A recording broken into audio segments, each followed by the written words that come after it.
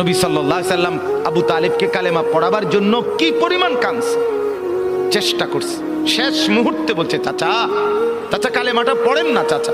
বলছে না, মানুষের কাছে বেইজ্জতি হব, পড়বো না, মানুষ লজ্জা দিবে।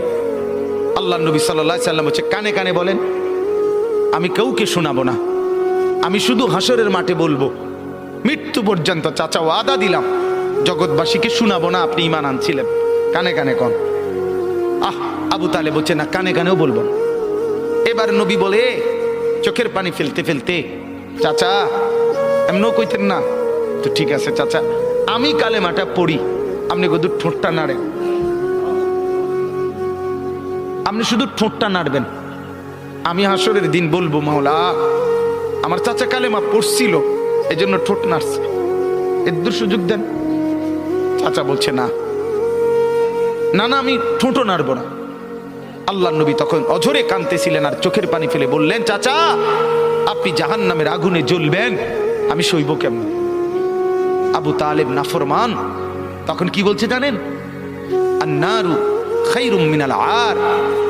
মুহাম্মদ, মানুষের কাছে লজ্জা পাওয়ার চাইতে আগুনে জ্বলা অনেক ভালো। বাপ, নিজেদের জিন্দেগিতে একবার ভাইবা দেখেন, আমিও ভাবি আপনিও ভাবেন এমন আচরণ আমার মধ্যে আছে কিনা। 3 দিন ধরে যে বাড়িতে মেয়ের বিয়েতে, ছেলের বিয়েতে যে ডেক সেট বাজাইলেন, কারে খুশি করার জন্য? হ্যাঁ, 1 লক্ষ টাকার গেট, এরপরে গায়ে হলুদের এই নগ্ন অনুষ্ঠান কার জন্য করলেন?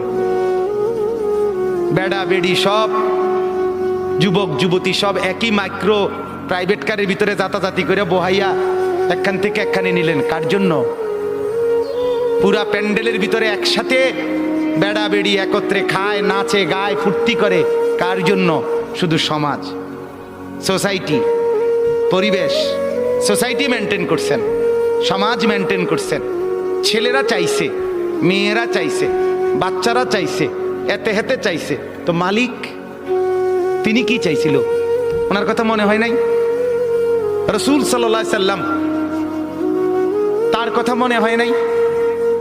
বলেন, কিয়ামতের দিন নবী সাল্লাল্লাহু আলাইহি ওয়াসাল্লামের কাছে কোরআনে আছে, ফাকাইফা ইদা জিনা মিন কুল্লি উম্মাতিন বিশাহিদ ওয়া জিনা বিকা আলা হাউলা'i শাহীদা।